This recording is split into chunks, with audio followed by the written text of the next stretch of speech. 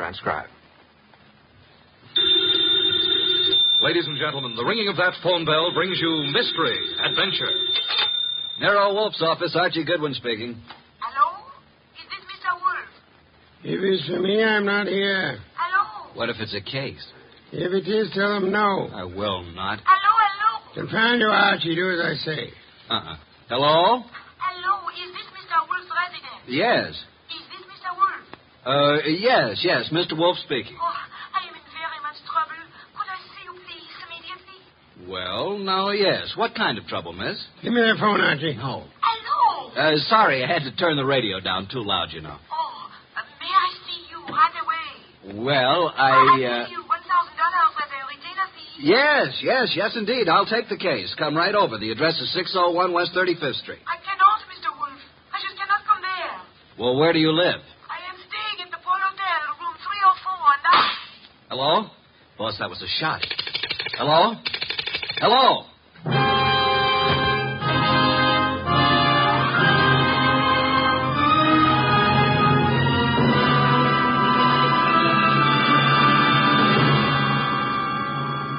Ladies and gentlemen, it's that renowned genius who is the bulkiest, most ponderous, and most brilliant detective in the world.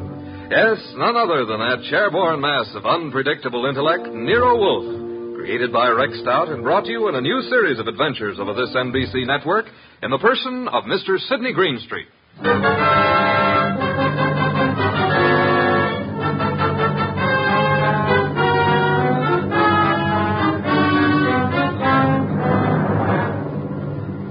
We've usually referred to this story as the case of room 304.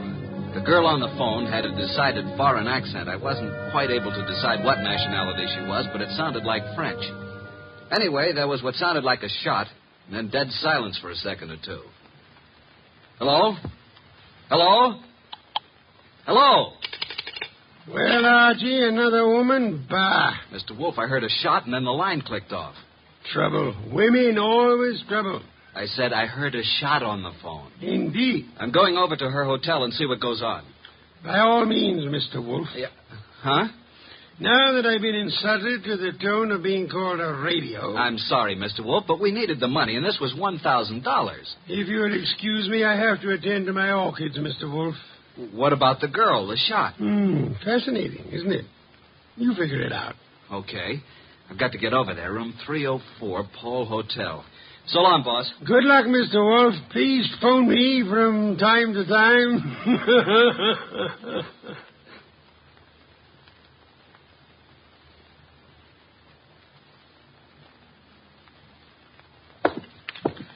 Room 301, 302, 304.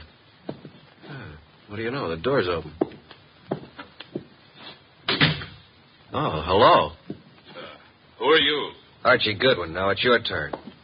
I'm Jay Bream, pilot for Jan Airlines. You seen... Yeah, I guess you have. This girl's been shot. Oh, that's all? Yeah, dead. Real dead. What do you know about this? I don't know anything. Say, who are you? Looks like you're in a spot, pal. You better start digging, hadn't you? I got here a few seconds before you did. I knocked on the door. The door was partially open, so I pushed it wide. And... Go on. Well, there was no answer. I couldn't see anyone, so I came in, and there she was. You know her? Well, yes. Why do you think I came here? That's what I'm trying to find out. Look, what right have you got asking me all these questions? What's it to you? Did you ever hear of Nero Wolfe? Of course, who hasn't? Like I said before, I'm Archie Goodwin, Wolfe's assistant. Now, would you rather talk, or should I call the police? I've told you all I know. Who is she? Helen Rennie. French? I don't know. European, anyway. Why'd you come here tonight? I have a dinner date with her. You mean you did have? Yeah. Let's turn her over. There. Got an automatic in her hand. Yeah. I never saw it before. Hey, I wouldn't use the phone. The fingerprints. It's okay. I'll use this handkerchief. Who are you calling? My boss. Oh. Nero Wolfe speaking. Archie, boss.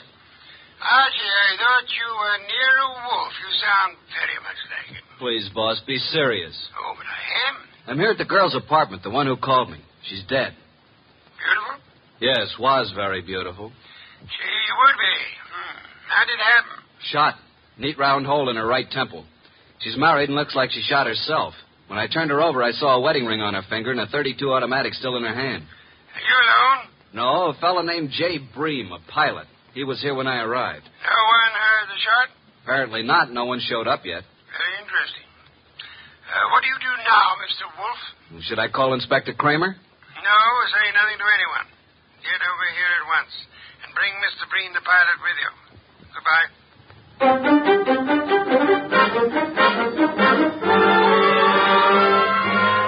That's all you know about it, Mr. Breen? That's right, Mr. Wolfe. Just like I told Mr. Goodwin here. The whole thing sounds... Hey, I just thought of something. Pray tell, Archie. It can't be suicide. Oh, and why not? How can a dead woman hang up a phone? You finally arrived at that, Archie. Amazing. Of course she couldn't. She was murdered. Murdered? Yes, Mr. Bream. But I thought she committed suicide. Please, Mr. Bream, it'll be better if you don't think. Where do you stay? 321 West 19th, apartment 5. And your job? I've 10 days vacation. Started yesterday. One thing, Mr. Bream, I suggest you don't leave town. Furthermore, talk is not advisable. I strongly recommend that you adopt precautions. Yes, sir. Show Mr. Bream to the door, Archie. Yes, sir. Right this way. Good night, Mr. Wolfe. Good night. I didn't want to tell you in front of Mr. Bream, but I found this in her purse when I sent him for a sheet to cover the body. $1,000 check. Made out to Mr. Nero Wolfe. Well, boss? I think it's time we phoned Inspector Kramer. Should I? Who else, Archie? Who else? My apologies. I forgot how heavy that phone really is. Archie. Oh. Do you want me to talk to the inspector? I'll do the talking. Should I hold the phone for you? You can get me some beer. Inspector Kramer.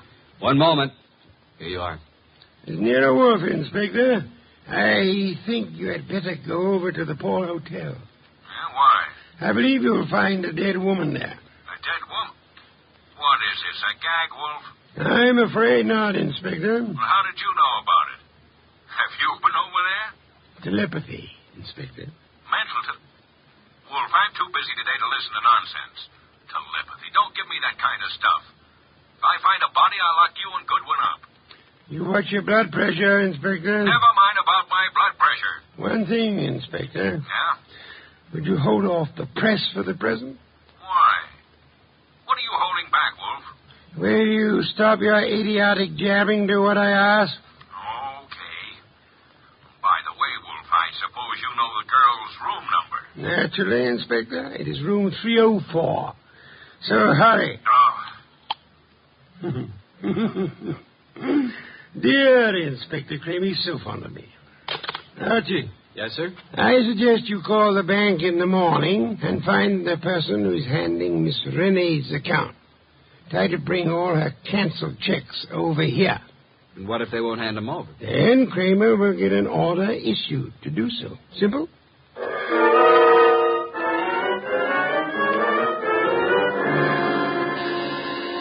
Coming. Well, where's Wolf? Where do you think he'd be? In his big chair. Good evening, Inspector. I expected you before this, Inspector. What kept you so long? If I told you I had a flat tire, would you believe me? Now start giving, Wolf. What did you know about the dead girl? Inspector Kramer, do sit down. Relax. Nervous tension is such a deadly thing. Now listen here, Wolf. Would you like some beer? Most soothing, you know. Come on, what's the dope on this case? Fill the inspector in on the details, Archie. I was here talking to the girl over the phone. There was a shot, and then I went over to her hotel and found her the same as you did, dead on the floor. And the phone was placed back on the hook. Come on, Wolf. There's more to this than that. Let's have it. Really, Inspector? Who was she? You don't know? I mean, what do you know about her? Now get this straight, Wolf. Please, Wolf. What's this all about? A girl's been shot. Her name is Helen Rennie. What's the dope? Did you have a ballistics report made on the gun? Well, not in this short time, but I will. How did you make out your report? Suicide, naturally. But Archie was talking to the girl on the phone at the time she was shot.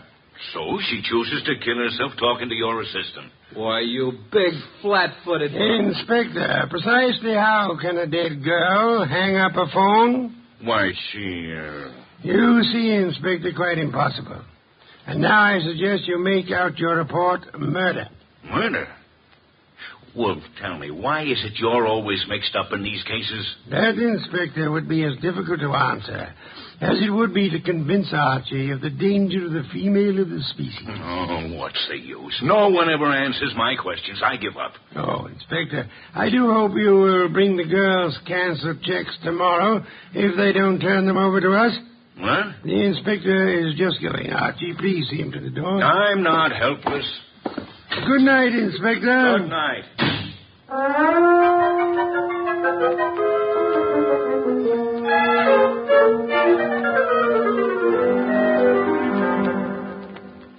Please, boss, can't we have just a little air in here? You've been out all the morning. Isn't that enough? Gonna get me an oxygen tank to use in here. Did you contact the bank regarding the girl's account? I did.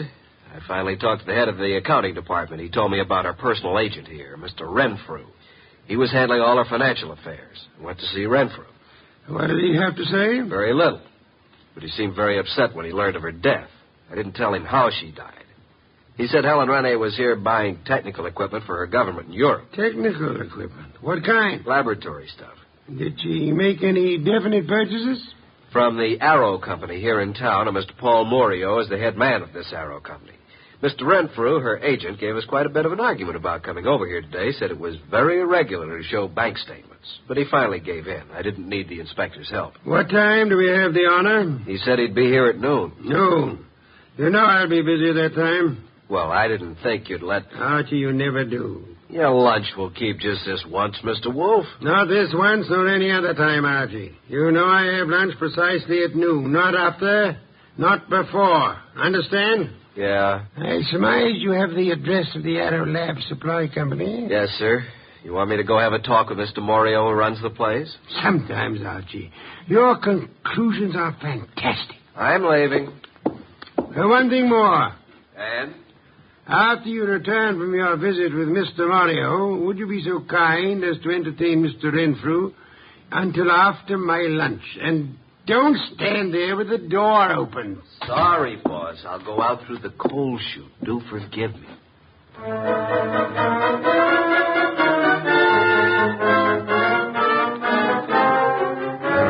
Supply Company.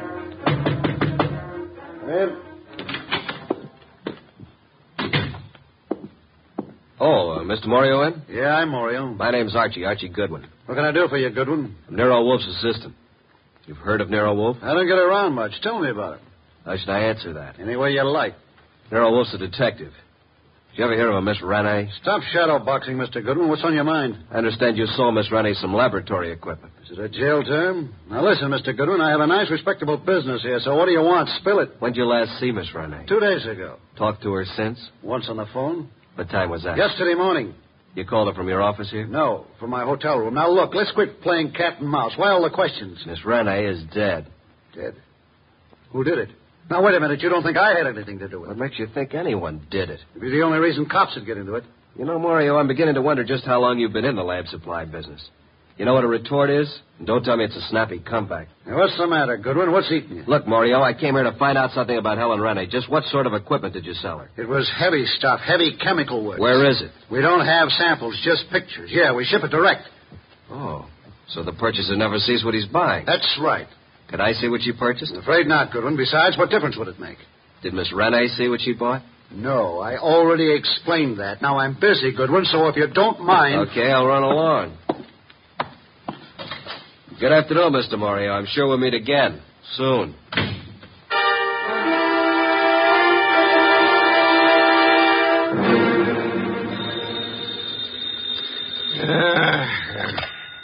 Nero Wolfe speaking. Archie, boss. Yes, Archie? Just left the Arrow Lab Supply Company, and as far as I'm concerned, something's rotten in Denmark. Indeed. This guy Morio, who runs the company, doesn't sound like a legitimate lab supply man. I think he's running some kind of a racket. What makes you believe that, Archie? Just not the type to be in legit business. Things just don't jive. If she didn't see what she bought. You believe, then, that he would have reason to want Miss Rennie out of the way? Yeah. Guy made me see red. I wanted to take a poke at him. Archie, you're an idiotic hothead. He said it was all heavy lab stuff she bought and it was too late for me to see it. Forget it now. Get over here as soon as you can. Immediately? Immediately. Have you forgotten you have an appointment with Mr. Renfrew at noon? Goodbye.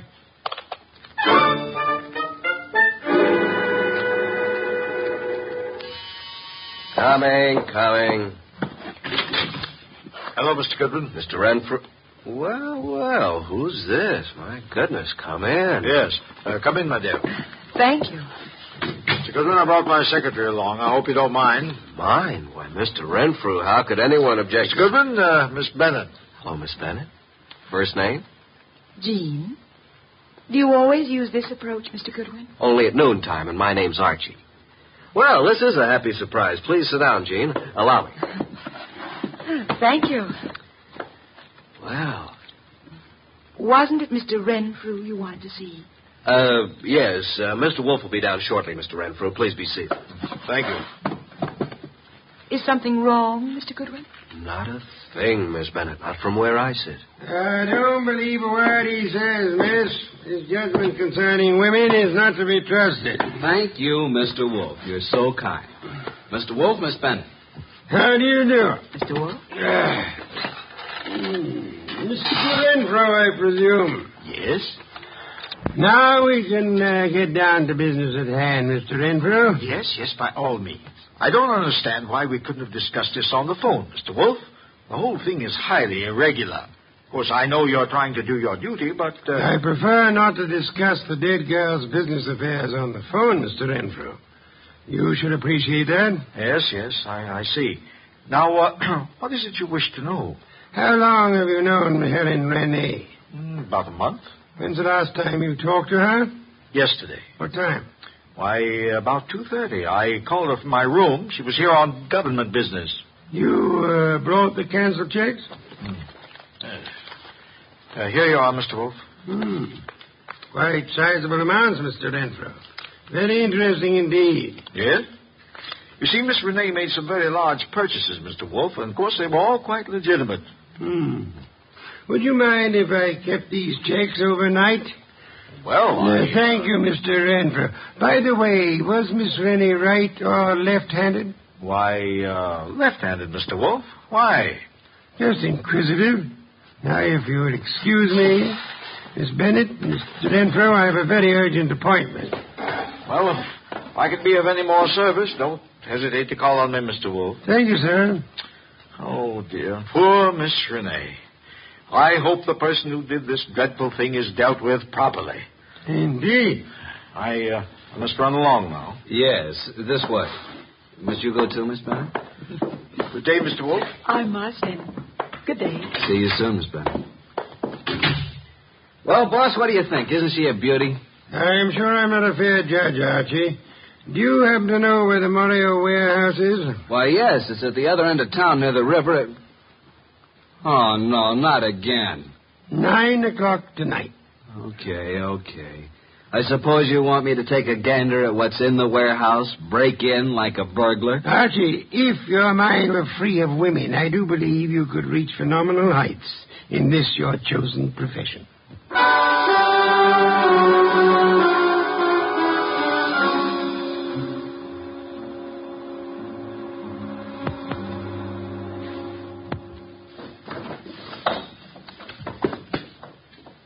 Nothing around here with a bunch of old tubes and glassware. I hope Wolfe knows what he's doing. I don't. All right. Stand where you are and reach. What's it? Flip the lights on, Joe. That's better. Now, sing up and tell me what you're doing here. I beg your pardon. I'm a little deaf. I couldn't hear you. I said, what are you doing here? Oh, Ellen. I was supposed to meet her here. Make sense, will you? You think I can? What's the matter, Mac? Visitors? And this bird refuses to talk. Well, then knock it out. You two talk it over. Don't bother telling me how it comes out. Hey, wait a minute, you. You ain't leaving. All right, you win. This night is just full of surprises. Ain't it? Let's see what you're toting. Hey, who do you think you're shoving around? Just full of questions, ain't you? You know, someday you're going to end up by getting into trouble. It's illegal to push people around. I guess you better understand. Hey, you kidding? Get the point? Now, get up. Now, talk. Why, you... You're still going to play, huh? He's out like a light, Mac. What are you going to do with him? You won't do any more snooping around here. You know something, Mac? You got an awful disposition. I'm actually scared of you. You're that mean. Yeah. I'll dump him outside.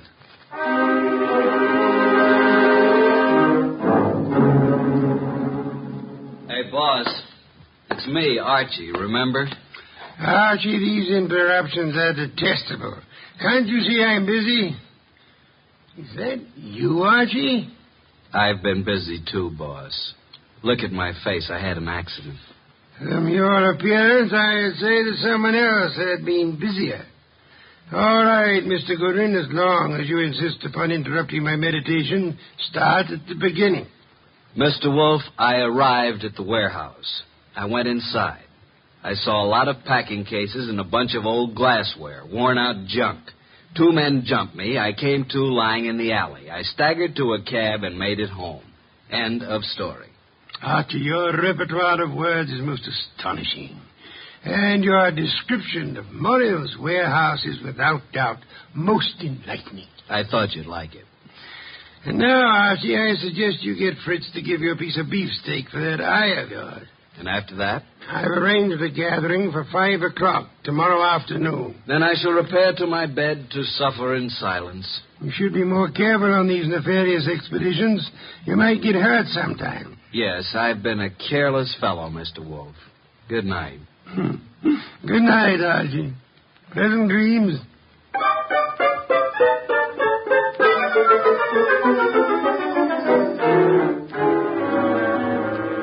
Mr. Wolfe, I'm glad you called me early. I was just about to leave town for a couple of days.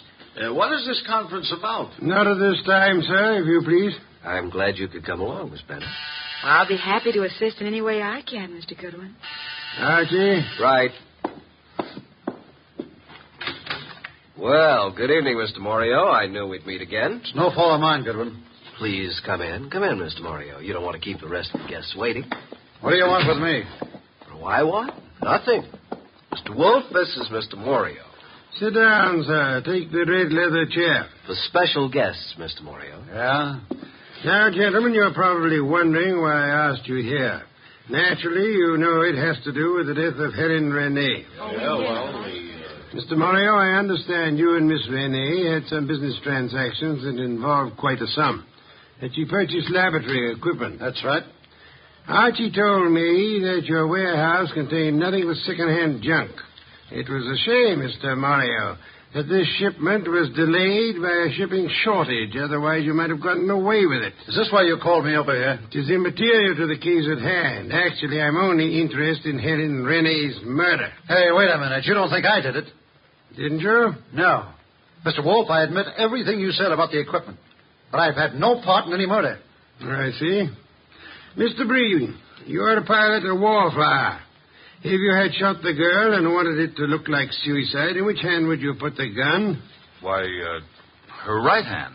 Indeed. Where did you first meet Miss Renee? Boarding the plane at Orlyfield, Europe. Mm-hmm. Mr. Renfrew. Now, look here, Wolfe. This has gone too far. I won't be put through any third degree. If you'll excuse me, I have to get to the disc. Sit down, Renfrew. Well, Mr. Renfrew, I'm astonished that anyone would be as amateurish as they were in this case. I don't understand. Could it be that you killed Miss Renee and attempted to make it look like suicide because she was about to tell me that through forgeries her bank account was $50,000 short? Well, what reason would I have to kill her? You told me yourself you phoned Miss Renee from your hotel the day she died. Yet there was no outgoing calls charged to your account. No, this is nonsense. Ridiculous. She suddenly became suspicious of you. And you are probably the only person here who knew that she was left-handed. Well, what does that have to do with it? She was shot through the right temple, Mr. Renfrew, while talking on the telephone. With a gun in her left hand, wouldn't it be awkward for her to twist her arm around her face and shoot herself? In your excitement, you forgot you had shot her in the right temple. And what else do you know, Mr. Wolfe? that you once worked in Europe where you met Miss Renee, arranged to represent her in this country. Only you would know how much he had in the account here. I've heard enough of this nonsense. Yesterday, you made a statement. Quote, I hope whoever did this dreadful thing is dealt with properly. Only the police and Archie and I knew Miss Renee had not died naturally. How did you know that? Unless you are the murderer. Don't make a move, any of you. I was forced to eliminate her. She accidentally learned about the shortage, and she became most unreasonable about it. Phoned you about it. Oh, dear me. So utterly weary of these melodramatics. Put up that gun. I've spent 15 years sweating, trying to get enough money to live the way that I want. And now I have it, and neither you nor anybody is going to take it away from me. I'll kill anyone who tries to follow me out of this house. Oh, Miss Wolfe, stand back. Mr. Renfrew, don't, please. I will take that gun from you and... Stop it, Renfrew. What the... Well, Inspector, you certainly arrived at the proper time, even if you are late. What do you mean, late? I've been standing out there listening to Renfrew for 5 minutes. Boy, that's too close. Glad he missed you, Inspector. Well, good night, Mr. Wolfe. Not so fast, Mr. Morio. I suggest you hold Mr. Morio here for swindling Miss Rennie and her government. And, Archie. Yes, sir? Do you know how to care for a person who has fainted? I certainly do. Then look behind you. Your pretty Miss Bennett has collapsed.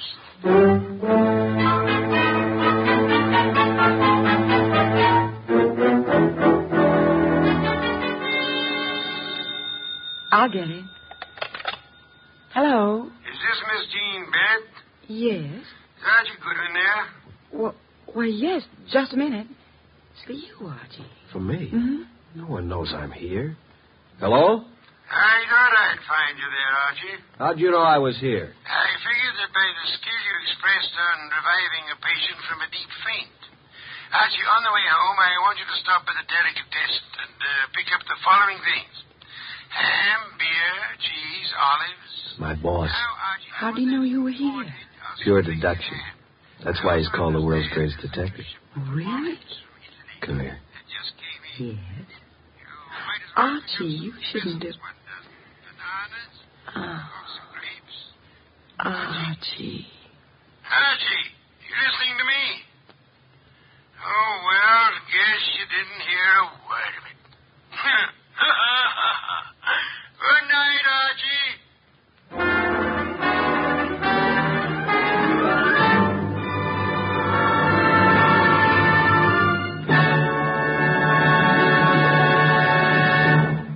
You have been listening to The New Adventures of Nero Wolfe, starring Sidney Greenstreet.